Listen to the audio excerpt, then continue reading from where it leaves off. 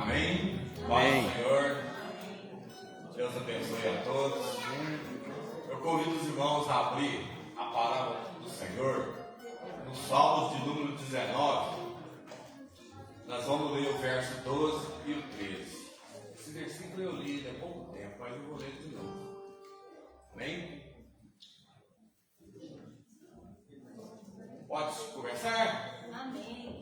Quem há que possa discernir as suas próprias faltas? Absorve das que lhe são ocultas, e também da soberba guarda o teu servo, que ela não me domine, e então serei irrepreensível e ficarei livre de grande transgressão. Amém? Amém. Aqui no versículo 12, o salmista, primeiramente, ele fala: livra-me, Senhor, dos pecados ocultos. É aquilo, vamos supor, que você muitas vezes pensa contra uma pessoa, matina contra uma pessoa, cobiça uma pessoa. E aqui, no verso seguinte, o salmista ele diz: guarda o teu servo da soberba, para que eu serei irrepreensível. Amém, irmãos? Amém. Vou ler esse versículo de novo aqui. Verso 13. Também da soberba guarda o teu servo, que ela não me domine, e então serei irrepreensível e ficarei livre de grande transgressão.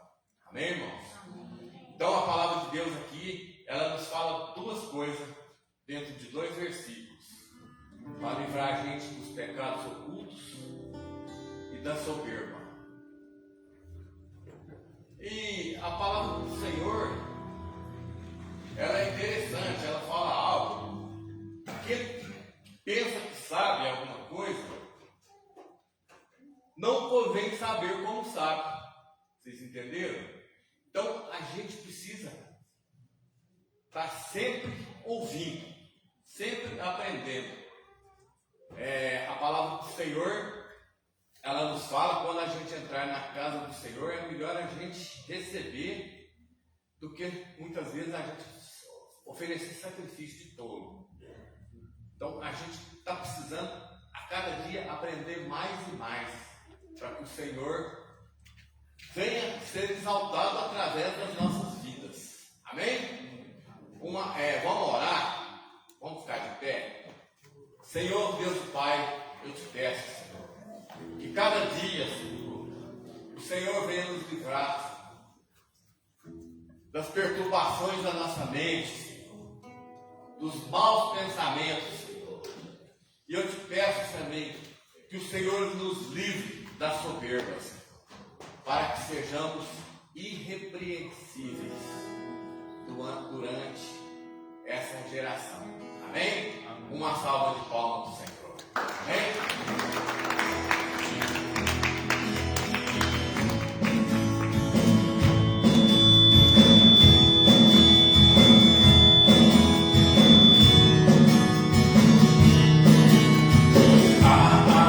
Está no coração de quem já conhece Jesus. A verdadeira paz só vem aqui, que já conhece a Jesus.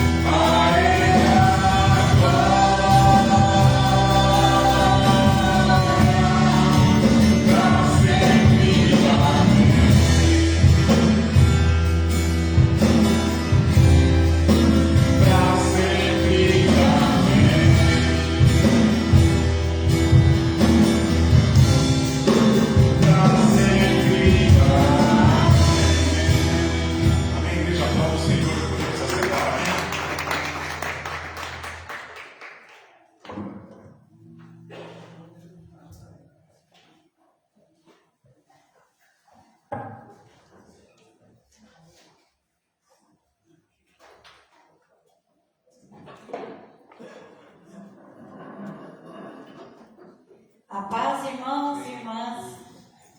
Começando mais um culto, louvando o Senhor, agradecendo a Deus por tudo que Ele fez, continuar fazendo por cada um de nós. Obrigado, Senhor, pelo alimento que coloca na nossa mesa, pelo ar que respiramos, pelo dom da vida. Louvado seja, Senhor, pela Tua presença, pelo Teu cuidado, Teu carinho com cada um de nós. Eu peguei o Salmo 103, que fala assim: bendize, ó minha alma, ao Senhor, e tudo que há em mim, bendiga o seu santo nome. Bendize, ó minha alma, ao Senhor, e não te esqueça de nenhum dos seus benefícios. É Ele que perdoa todas as tuas iniquidades e sara toda a tua enfermidade. Quem redime a tua vida de perdição e te coroa de benignidade e de misericórdia. Que enche a tua boca de bens, de sorte que a tua mocidade se renove como a águia. O Senhor faz justiça e juízo a todos os oprimidos. Fez notórios os seus caminhos a Moisés e os seus feitos aos filhos de Israel. Misericordioso e piedoso é o Senhor, longânimo e grande em benignidade. Não repreenderá perpetuamente, nem para sempre conservará sua ira. Não nos tratou segundo os nossos pecados, nem nos retribuiu segundo a nossa iniquidade. Pois quanto o céu está elevado acima da terra, assim é grande a sua misericórdia para com os que o temem. Quanto está longe o Oriente do Ocidente, assim afasta de nós as nossas transgressões. Como um pai que se compadece de seus filhos, assim o Senhor se compadece daqueles que o temem. Pois Ele conhece a nossa estrutura, lembra-se de que somos pó. Porque o homem são seus dias como a erva, como a flor do campo assim floresce. Pois passando por ela o vento logo se vai, e o seu lugar não conhece mais. Mas a misericórdia do Senhor é de eternidade a eternidade sobre aqueles que o temem, e a sua justiça sobre os filhos dos filhos, sobre aqueles que guardam o seu conserto e sobre os que se lembram dos seus mandamentos para os cumprirem. O Senhor tem estabelecido o seu trono no céu, e o seu reino domina sobre tudo. Bendize ao Senhor, anjos seus, magníficos em poder, que cumpris as suas ordens, obedecendo a voz da sua palavra.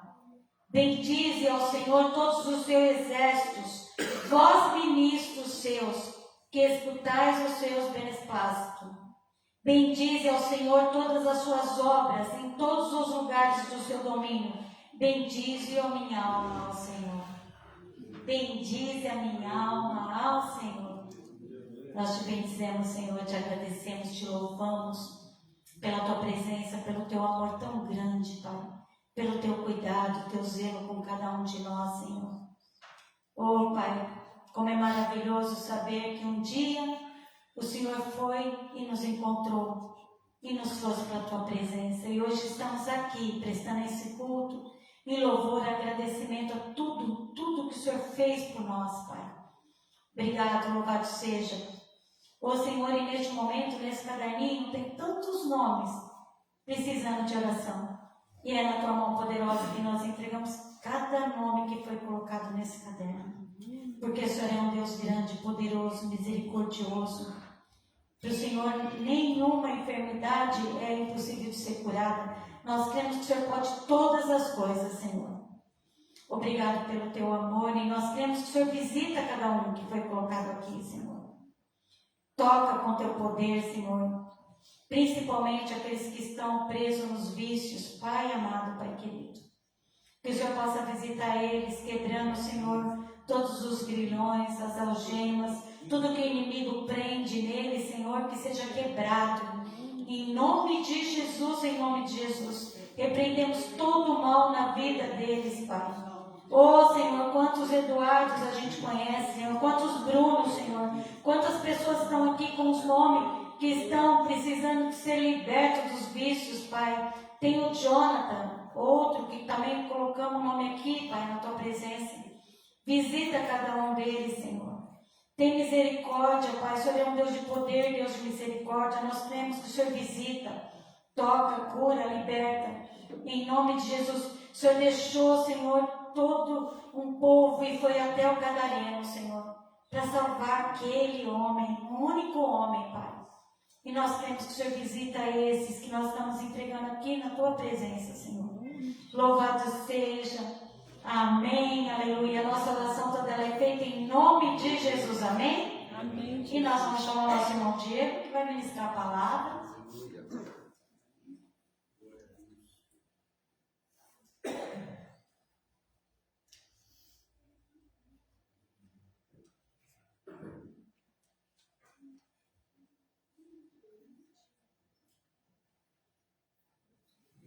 Somos da igreja com a paz do Senhor. Amém. Aleluia. Graça e paz. Quero que você abra a tua Bíblia aqui comigo. Em Êxodo capítulo 2.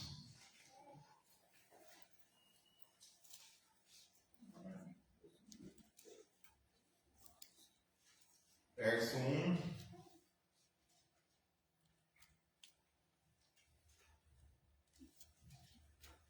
E foi um homem da casa de Levi, e tomou por esposa a filha de Levi. E a mulher concebeu e deu à luz a um filho. E quando ela viu que era um menino formoso, ela o escondeu por 3 meses. E quando já não podia escondê-lo, ela tomou para ele uma arca de junco, e o revestiu de barro e piche, e pôs o menino nela. E ela colocou juncos à beira do rio. E a sua irmã ficou à distância para saber o que lhe seria feito. A filha de Faraó descendo para se lavar no rio, e suas servas caminhavam ao lado do rio. E quando viu a arca entre os juncos, enviou a sua serva para buscá-la. E tendo aberto, ela viu um menino, e eis que o bebê chorava. E ela teve compaixão dele e disse: esta é uma criança dos hebreus. Então disse sua irmã, a filha de Faraó: devo ir chamar uma ama das mulheres dos hebreus para que amamente o menino para ti? A filha de Faraó lhe disse: vai. E a serva foi e chamou a mãe do menino. E a filha de Faraó lhe disse: toma este menino e amamenta-o para mim, e eu te darei o teu salário.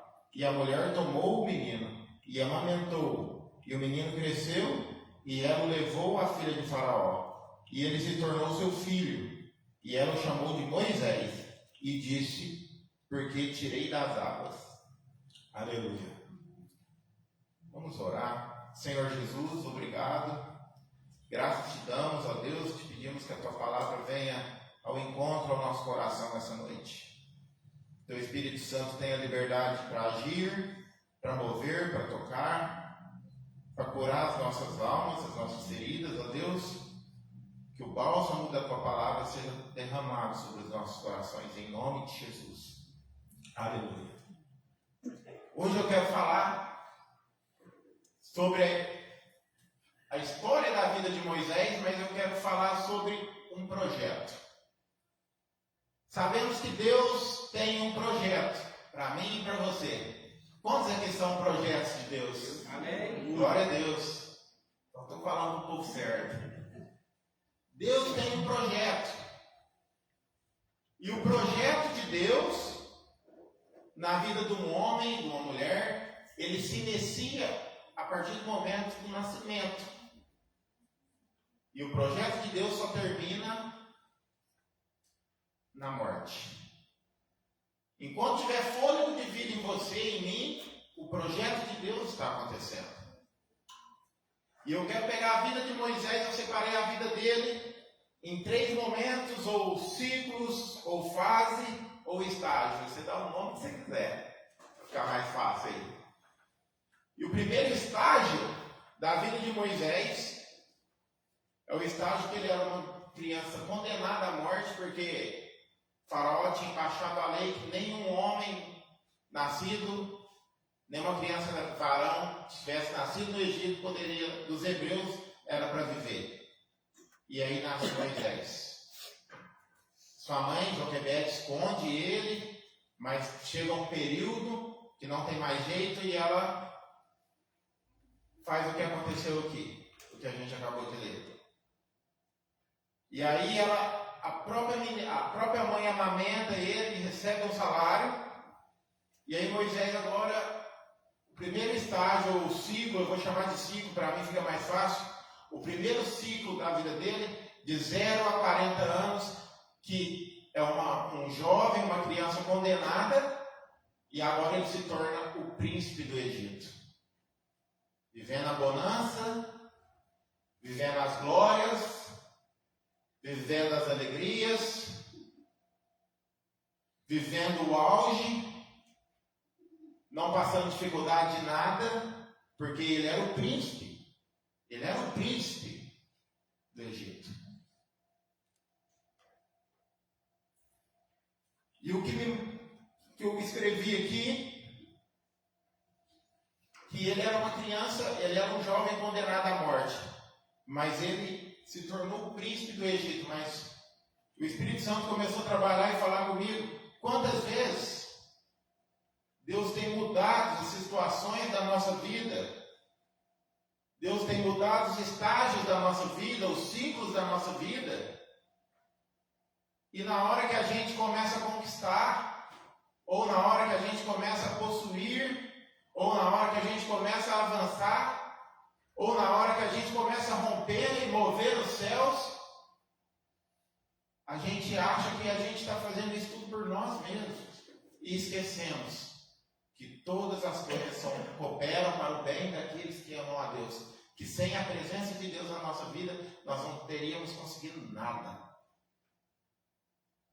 Moisés, ele começa a perder a identidade dele. E quantas vezes a gente começa a subir em alguma área da nossa vida e nós começamos a perder a nossa identidade. Esquecemos de onde a gente saiu. Esquecemos de onde a gente estava.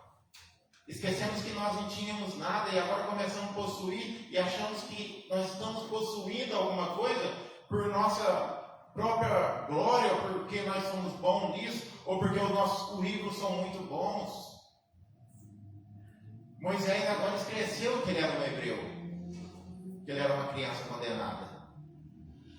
E ele vive os primeiros 40 anos da vida dele, reinando, sendo um príncipe, tendo de tudo. Quantas vezes nós temos uma mesa na presença de Deus, tendo tudo, e não valorizamos isso? Moisés não valorizava mais a família hebreia. Moisés valorizava o palácio.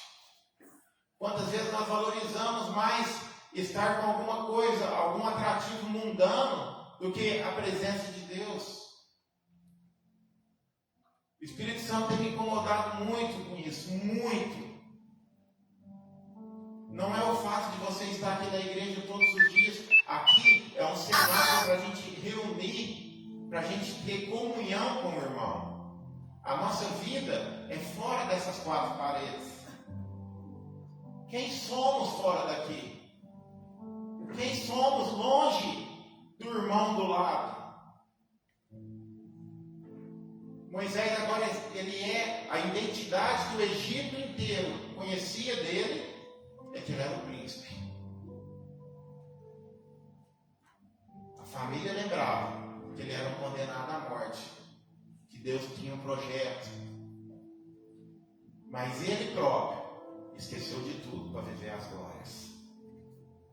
Quantas vezes conquistamos alguma coisa e damos mais valor no que conquistamos, no que adquirimos, do que estar na presença de Deus, do que viver realmente a presença de Deus. Ver na igreja é muito bom. Quem dera pudesse estar no culto, todos os cultos. Mas você tem uma vida lá fora. Jesus Cristo, ele foi crucificado fora de Jerusalém. Ele foi crucificado fora. provar, para ensinar para a gente que a nossa vida tem que ser lá fora. Para ensinar para a gente que nós, muitas vezes, vamos ser espetáculos para o mundo. Moisés estava mais interessado em viver, em usufruir da bonança, das riquezas, das glórias, dos cargos, da abastância, do que usufruir a verdadeira herança que ele tinha.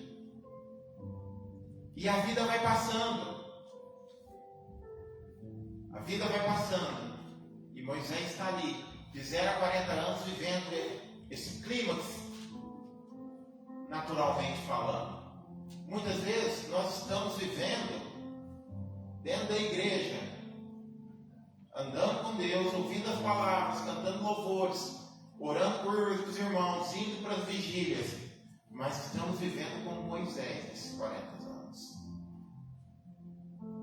pensando só no que vamos conquistar, pensando só no que vamos adquirir, e esquecemos daquilo que é mais importante, que é a glória e a presença de Deus na nossa vida.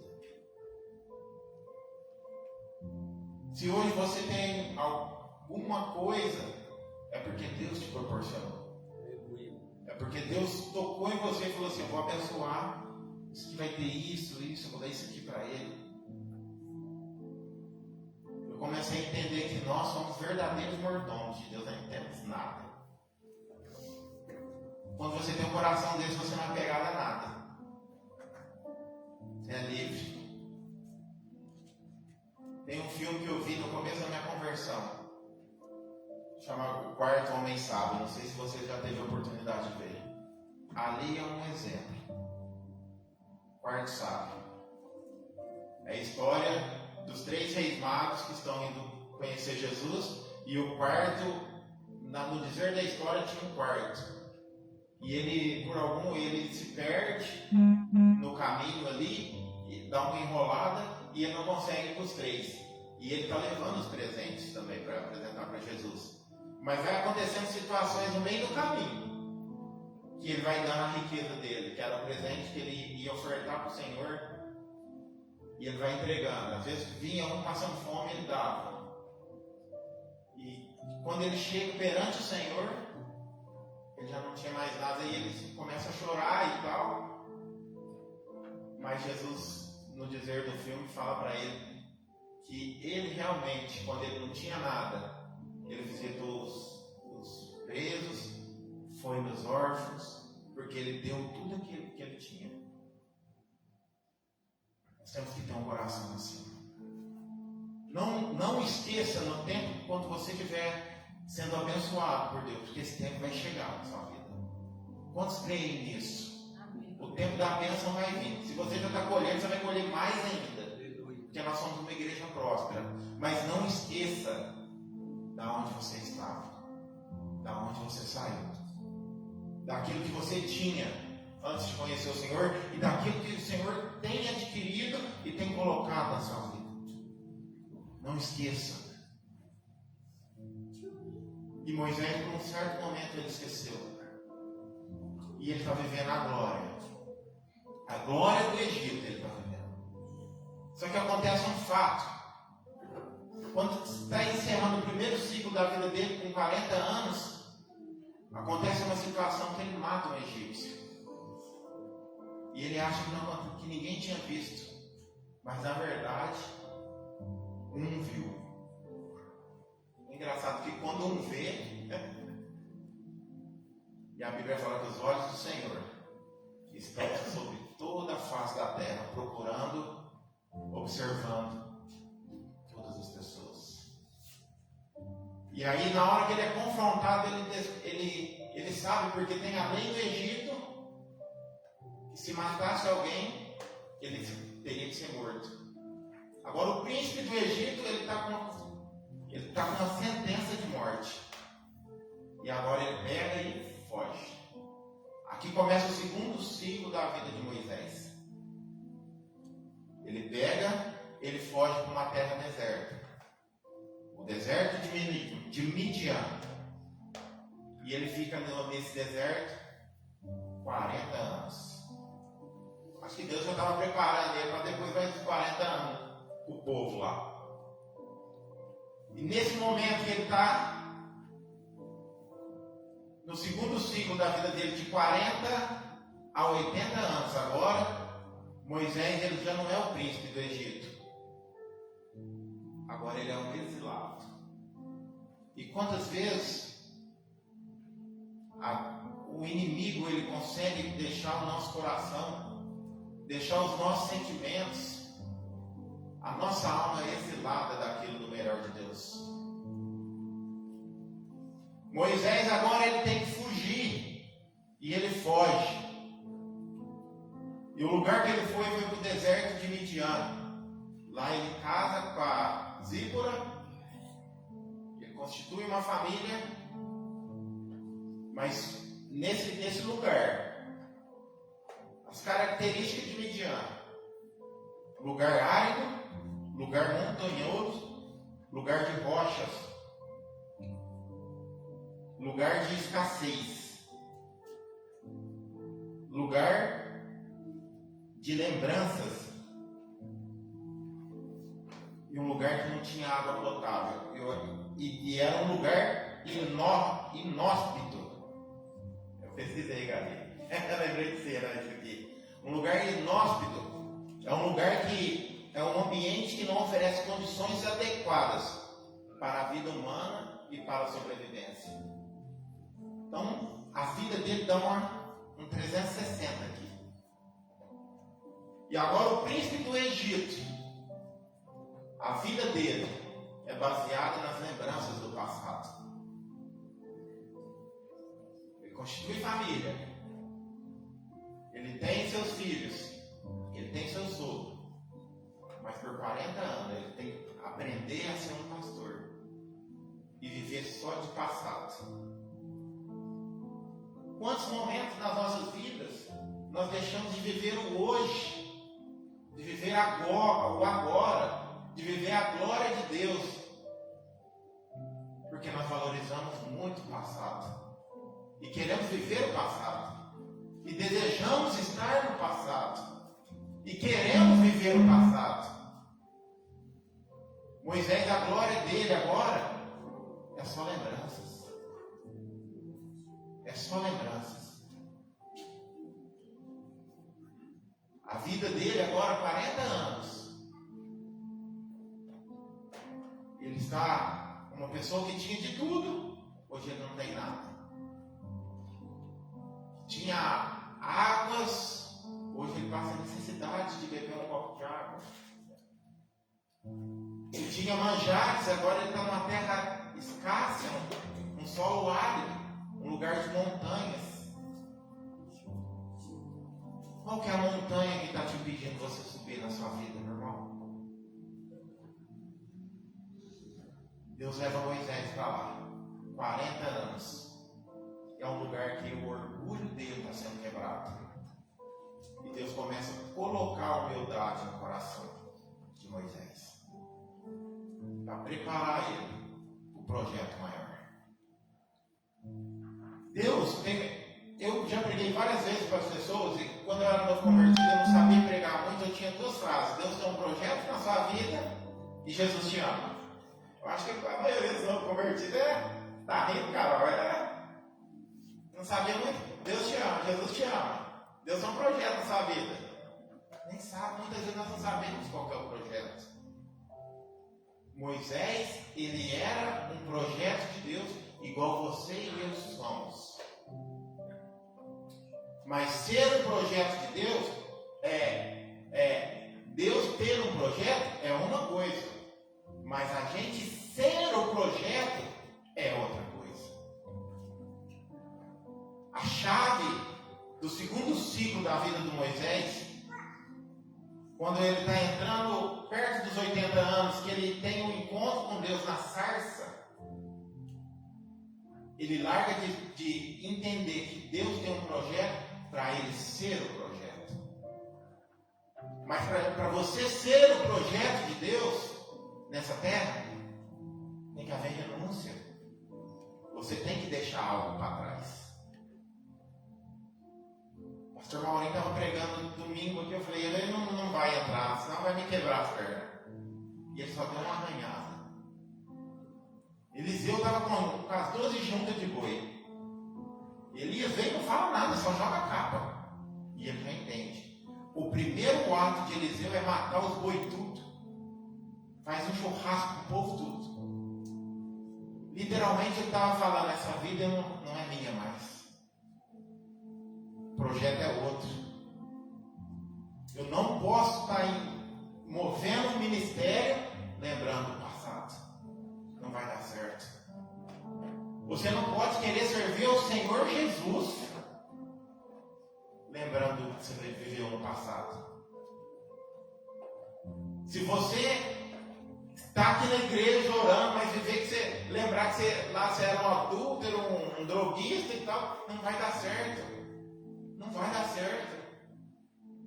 Foi isso que o povo de Israel caiu. Ele desejava a cebola, o alho, a comida do Egito. Só que lá no Egito eles eram escravos. Quantas vezes o inimigo tenta piada a gente? Ser um projeto é diferente de ter um projeto. Eu sou um projeto. Peraí, eu sou um projeto para quê? Para alcançar as pessoas, para tocar nas pessoas, para a glória de Deus vir nas pessoas. Moisés só entendeu isso com 80 anos. Eu acho que nós não precisamos ter 80 anos para entender isso.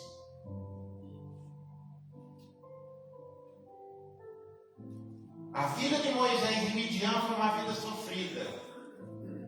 Porque Deus estava aperfeiçoando o caráter dele. Ali era um momento de solidão, por mais que ele tinha a família dele. Com certeza, no momento das percas, eu não sei se você já passou por uma perca, principalmente material. Você quer deixar o coração da gente, eu não sei você, mas apertado é quando você perde um dinheiro e você sabe que aquele dinheiro vai te fazer falta, aquilo dói. Moisés não perdeu o dinheiro, ele perdeu a glória dele. Ninguém em Midian conhecia Moisés como príncipe do Egito. Conhecia Moisés como genro de Jetro, ou Reuel, casado com Zípora. A identidade dele agora é uma identidade que ninguém dá bola. E ele está vivendo 40 anos no anonimato.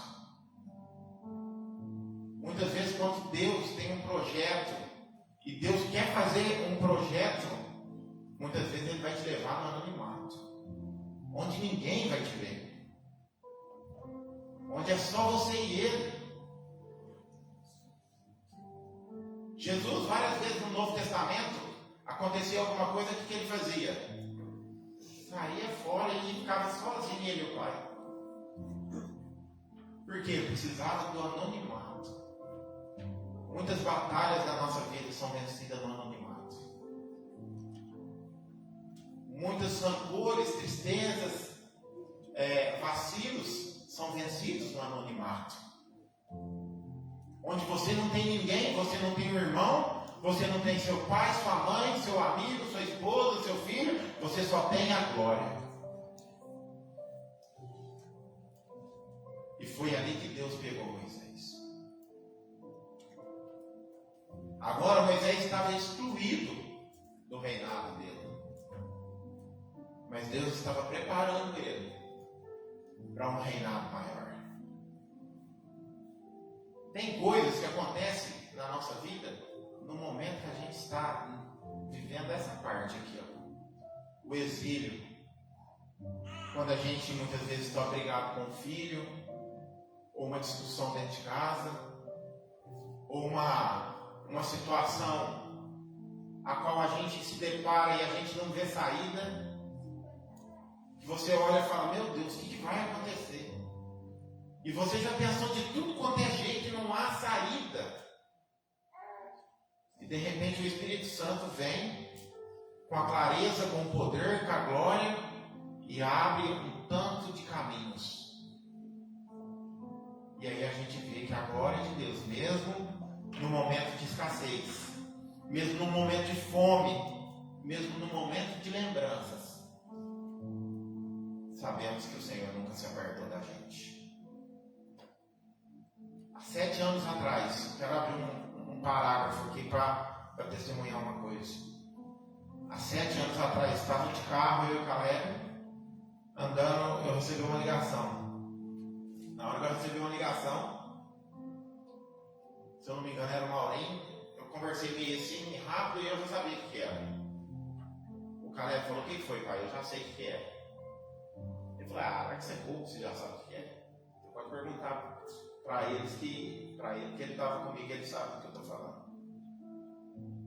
Era uma reunião que nós iríamos fazer na casa da minha mãe e da minha avó, no outro dia, 10 horas da manhã.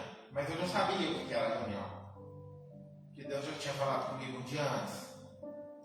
E na hora que nós chegamos, minha finada avó sentada, Maurinho, nós três, os 3 irmãos, o Caleb e a Jaque também estavam, mas ficou lá para a cozinha para conversar com a minha mãe.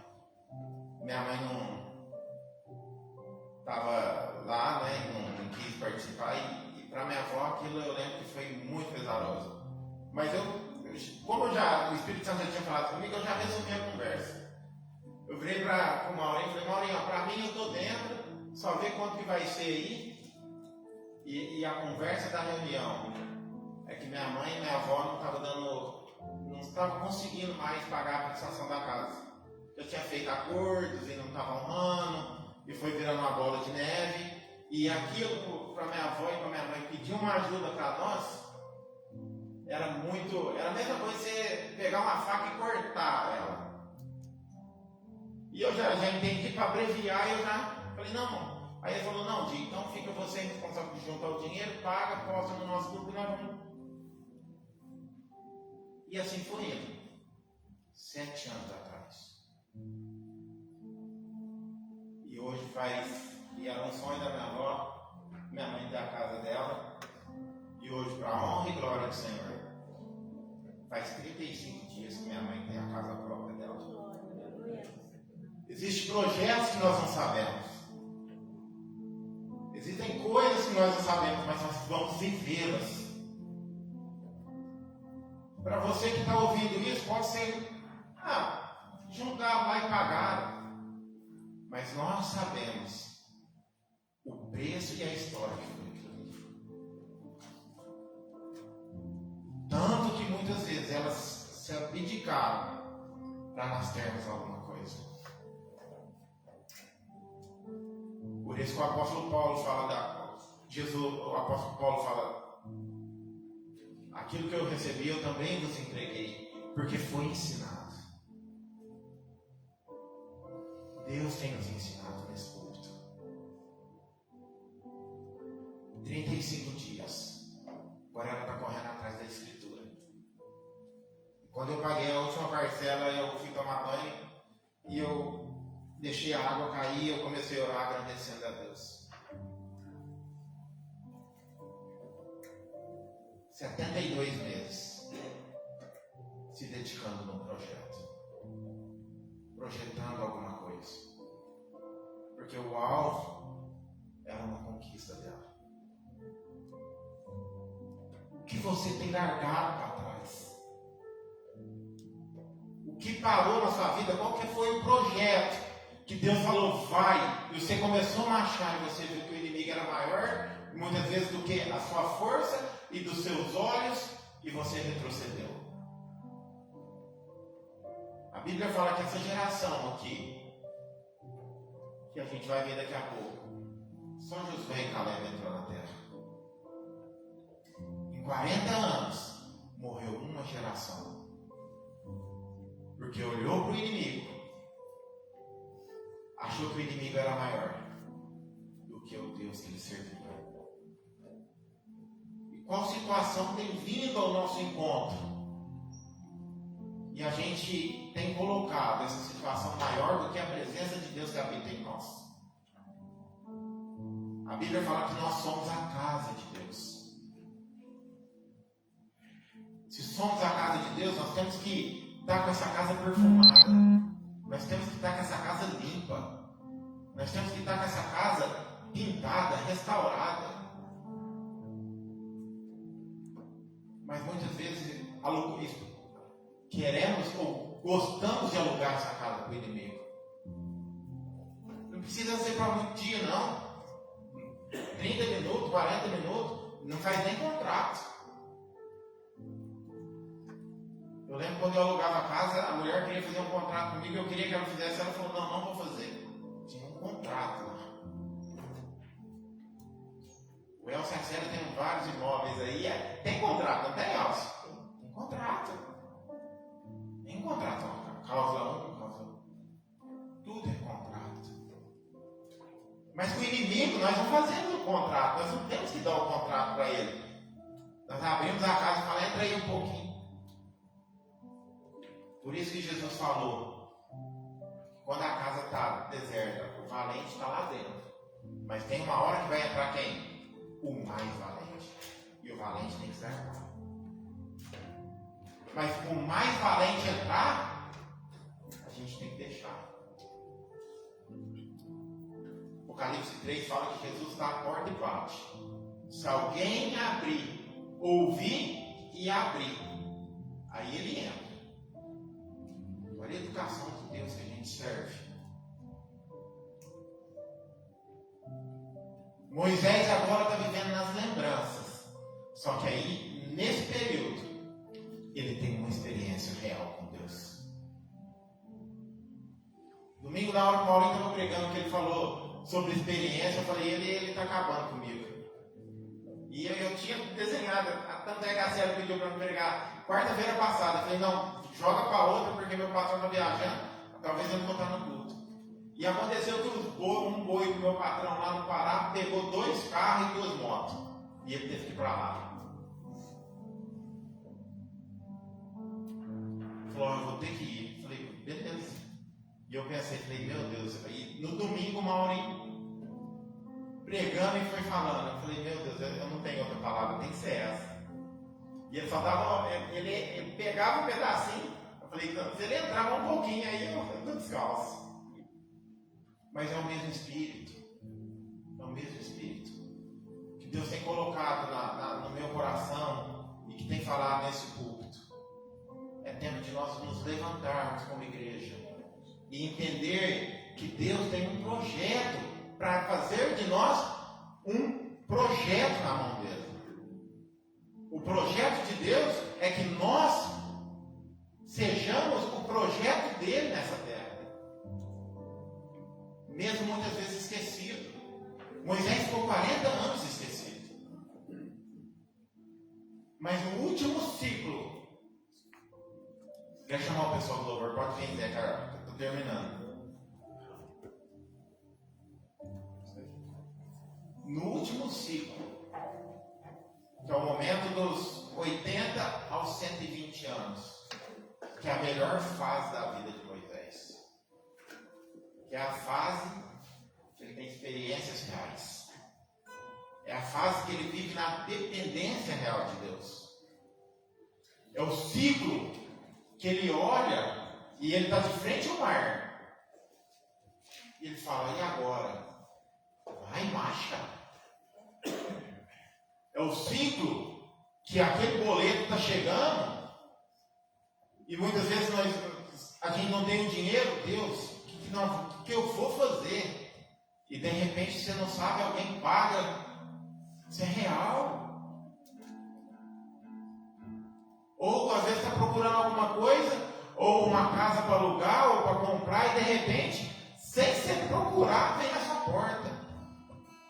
É esse ciclo que Moisés estava vivendo. Dos 80 aos 120 anos, ele viveu a glória e a plenitude e a presença de Deus, como ele vivia na glória do Egito. Só que no Egito ele vivia na carnalidade. E agora ele foi preparado 40 anos. 40 anos no deserto de Midian. Numa terra de escassez. Numa terra quase inabitável. Vivendo como um nômade. Se você abrir a Bíblia, vou deixar uma lição de casa para você, em Juízes 6:6, você vai ver quem que era esse povo. A Bíblia fala por causa dos povos de Midian, Israel empobreceu muitíssimo. Foi quase a falência. Por quê? Israel plantava e eles roubavam. Era um povo liso. E ele viveu 40 anos assim, sendo um deles. Muitas vezes nós estamos no mundo, mas nós não somos do mundo. Amém. Grava isso no seu coração. Você vive no mundo. Em João 17, Jesus faz essa oração. Pai, não peço para o Senhor tirar eles do mundo, mas guarda eles do mundo. Nós somos uma igreja que vivemos no mundo, mas não pertencemos ao mundo. Pertencemos à glória de Deus. Glória a Deus. E agora, na fase final de Moisés, no momento final da vida dele, que é dos 80 aos 120 anos, o último ciclo da vida dele. Se você vê, no dia da morte dele, ele faz um sermão e ele já vem formando Josué para assumir o lugar dele. No leito de morte, ele está formando discípulos. Ele está deixando sucessores. O que nós temos deixado? Não que nós vamos morrer amanhã, isso não compete a nós. Mas o que nós temos feito com os ciclos da nossa vida? Porque muitas vezes projetamos e não alcançamos. Será que é porque projetamos errado ou porque a nossa fé desfalece no meio do caminho? Eu tinha um sonho de fazer isso e eu comecei a fazer, mas não quero isso mais não. Muitas vezes nós nem terminamos. A escola de Moisés no deserto de Midian, 40 anos batido, subindo montanha com ovelha, com coisa que ele nunca tinha visto. E muitas vezes nós temos medo de entrar no novo de Deus. O novo de Deus, muitas vezes, vai ser dentro de uma caverna, igual Elias ficou. Igual Davi ficou. Igual Jacó ficou deitado na pedra. Mas viver o novo de Deus são para poucos. São só para aqueles que querem ser um projeto da mão de Deus.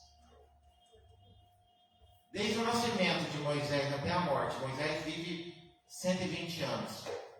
E a Bíblia fala que ele morreu sem ficar cego, sem nenhuma doença.